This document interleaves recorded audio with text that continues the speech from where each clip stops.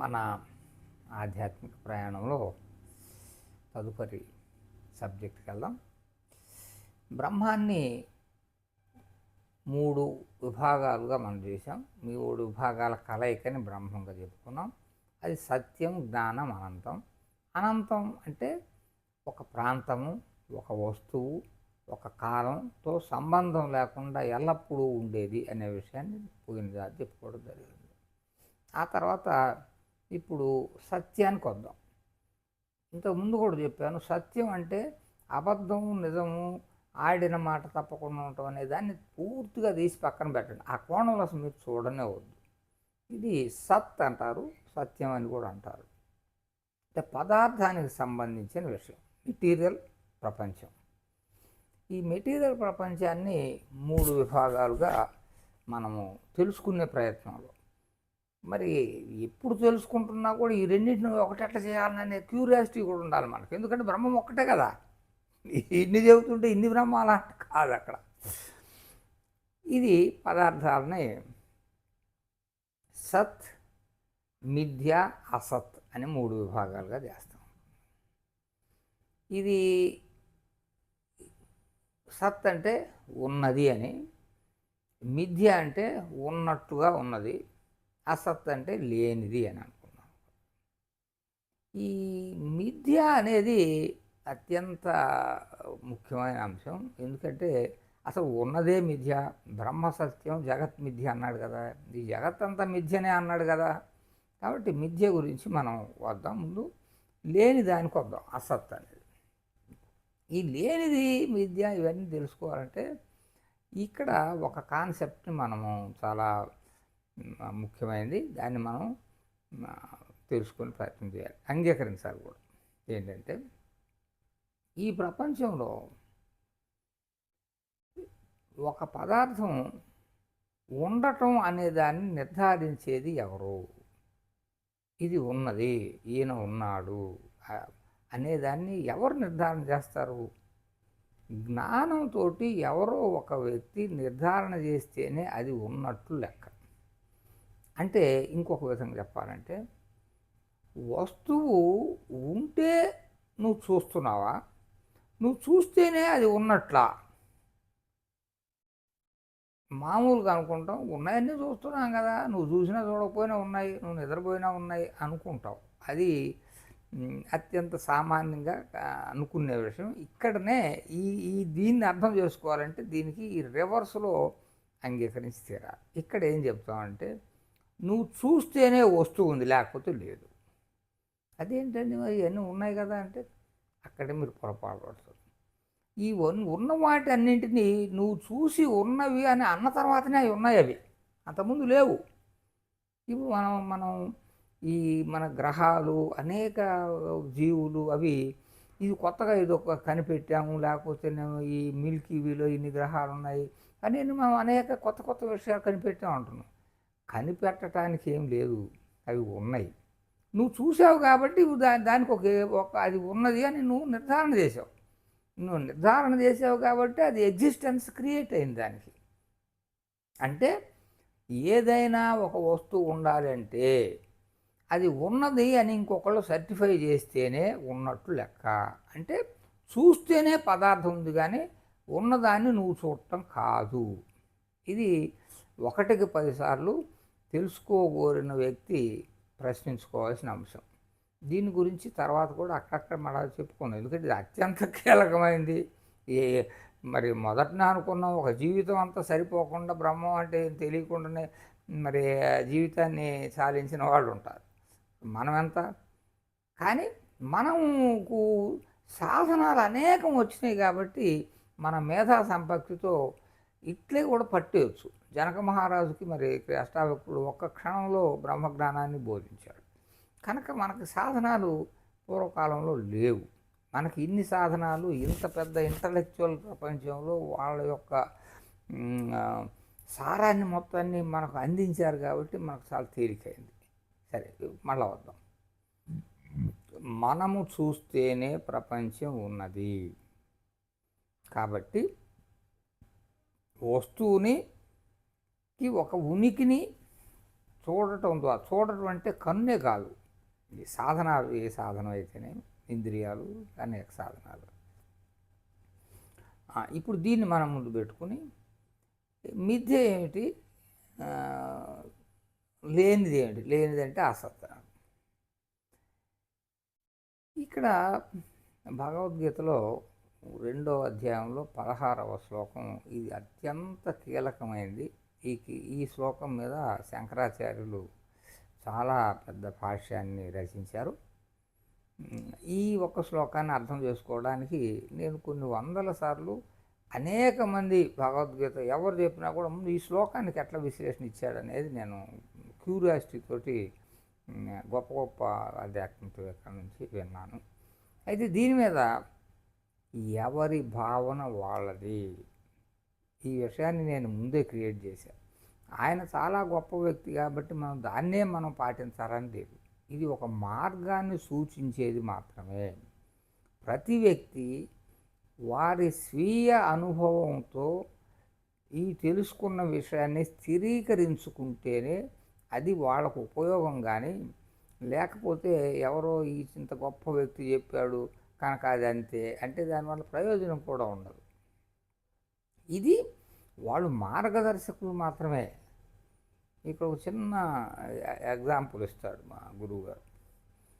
ఒక కొత్త వ్యక్తి ఒక ఇంటి అడ్రస్ కోసం వచ్చాడట. అడ్రస్ కోసం వచ్చినప్పుడు ఆ మూల మీద 4 కూర్చొని ఉన్నారు.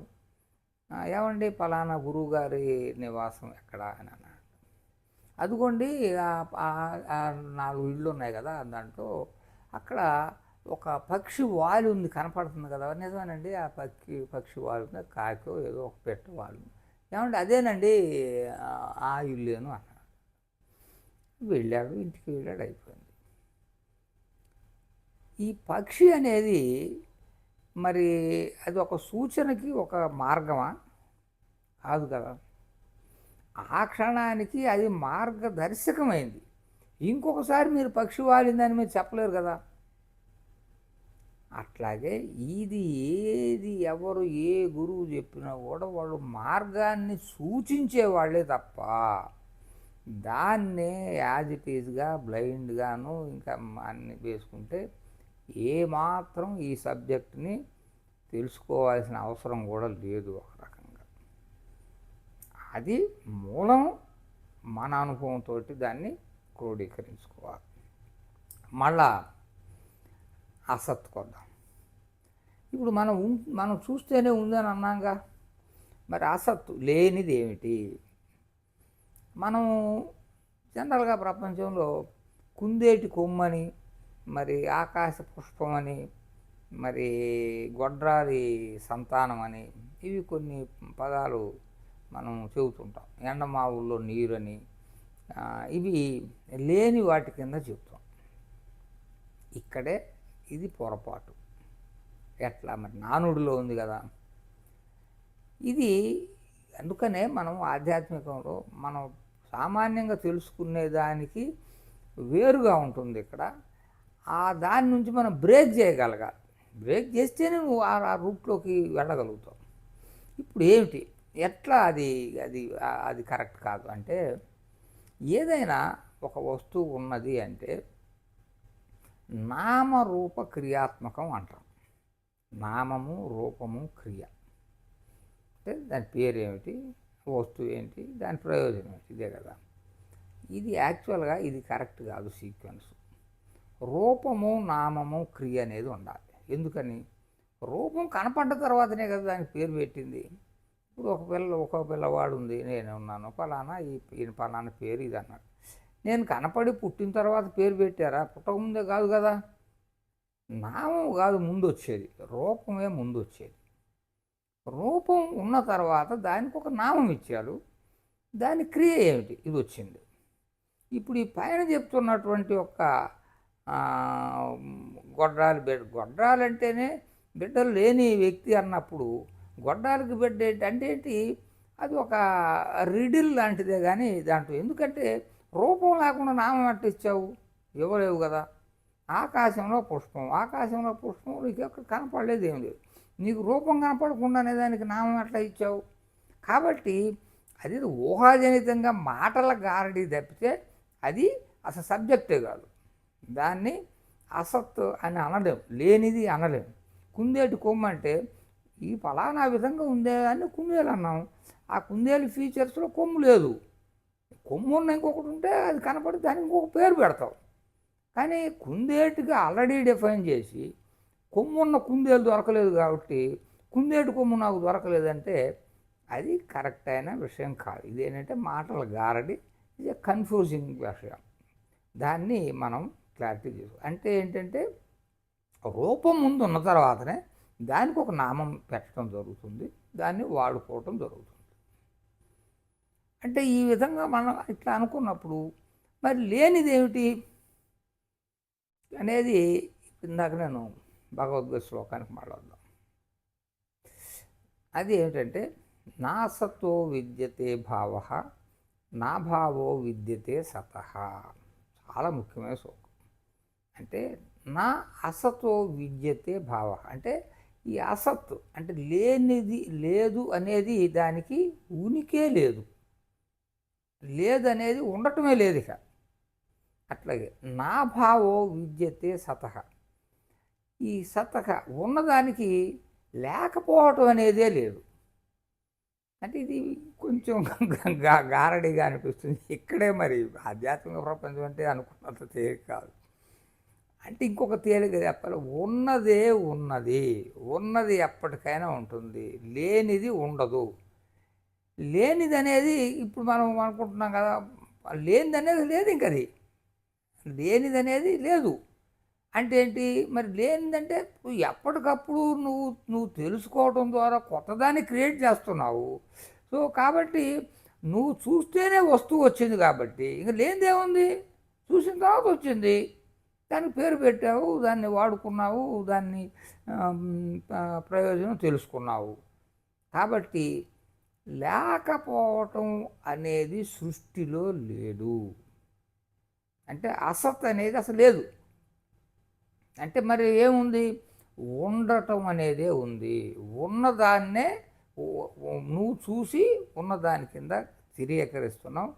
ఉన్నది మాత్రమే ఉంది, కానీ లేనిది అనేది ఇట్ వోంట్ ఎగ్జిస్ట్. కాబట్టి అసత్ అనేది లేదు. ఇంకా సత్తు మిథ్యా. దీనికొద్దాం. ఇది కొంచెం కాంప్లికేటెడ్ విషయం. దీనికి చాలా ఉదాహరణలు చాలా లెంగ్తీగా చెప్పవలసి వస్తుంది. ఈ మిథ్య అంటే ఈ పదం కూడా కొంచెం కన్ఫ్యూజ్ అవుతారు. మిథ్య అంటే అంతా మిథ్యరా అంటారంటే అంటే అది లేని దాని కింద మిథ్యను వాడుతుంటారు జనరల్గా. అది కాదు.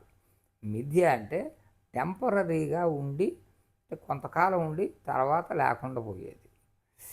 కొంతకాలం ఉండి కాకుండా పోయేదంటే ఈ ప్రపంచంలో ఏదైనా కూడా కొంతకాలం ఉండి పోయేది. ఒక ప్రశ్న వేసుకుంటే మన జీవితంలో మనం ఎక్కడైనా ఏ విషయంలోనైనా మార్పు కలగని విషయాన్ని దేన్నైనా మనం చూసామంటే మనం ప్రశ్నించుకుంటే అసలు ఎవరు చెప్పలేరు. ఎందుకని? ప్రతిదీ మారుతుంది. ఈ చెట్లు పెరిగి పెద్ద అవుతుంది, కొంతకాలం ఉంటుంది. ఒక చెట్టు కొంతగా ఉండొచ్చు, కొన్ని వందల సంవత్సరాలు ఉండొచ్చు. ఒక బిల్డింగ్ కావచ్చు, ఒక పర్వతం కావచ్చు, ఏదైనా కావచ్చు. కొంతకాలానికి అది ఉండట్లేదు. అది సంవత్సరాలు, 2 సంవత్సరాలు, వేల సంవత్సరాలు అనేది కాదు. అంటే ఉన్న విధంగానే అది ఎల్లకాలం ఉంటున్నది. ఏది కూడా మనం చూడలేము. ఎందుకని? అన్నీ మార్పు చెందుతూనే ఉన్నవి.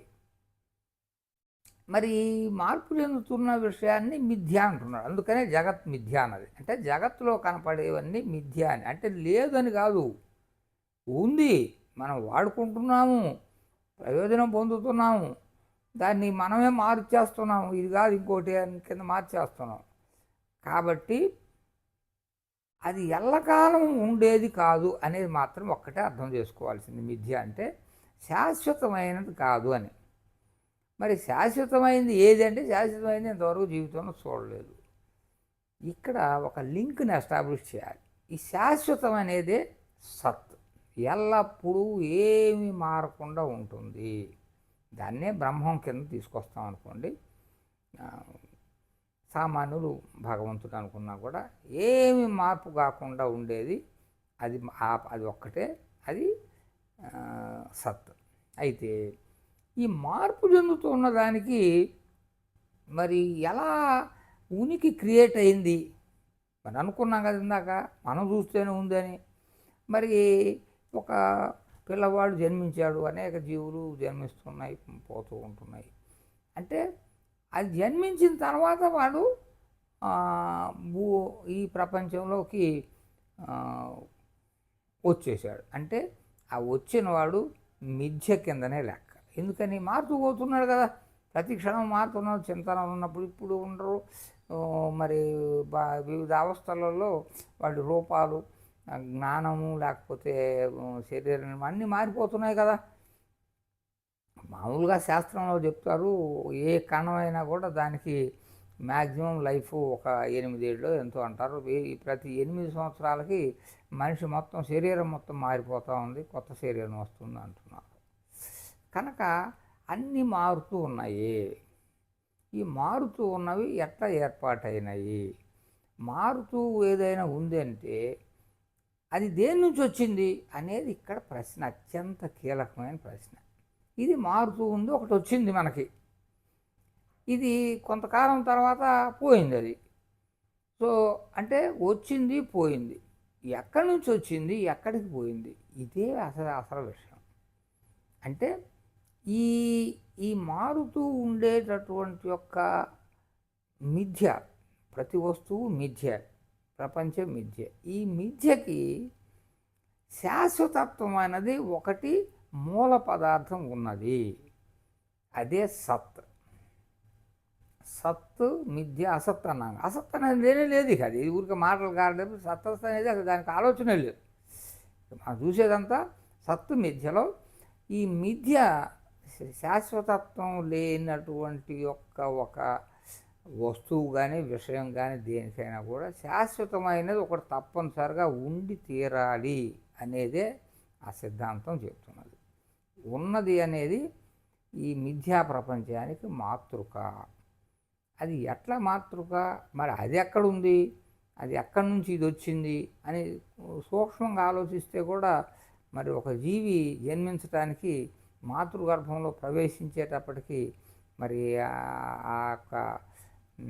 కణం సైజ్ ఎంత, అది అంతకుముందు లేదా అంటే మరి లేనిది రాదన్నాం కదా, లేనిది లేదంటున్నాం కదా. మరి ఇప్పుడు నువ్వు చూస్తున్నట్టు ఉంది అని, ఉన్నదే ఉన్నది, లేనిది లేదని కదా. నువ్వు ఈ విద్యా ప్రపంచం చూస్తుందంతా కూడా ఉన్నదే. అది ఉన్నదే అంటే మరి ఎక్కడుంది, అదే ఇక్కడ విషయం కనుక్కున్నాడు. నువ్వు జన్మించడానికి ముందు, నువ్వు కణం రూపం దాల్చడానికి ముందు నువ్వు ఉన్నట్టు లెక్క. ఎందుకని, లేకపోతే లేదు కదా, ఉంటేనే కదా ఇక్కడికి వచ్చేది. ఇది సిద్ధాంతం చాలా క్రూషియల్, కీలకమైంది. దీన్ని వివరణ నెక్స్ట్ వీడియోలో మనం ప్రయత్నం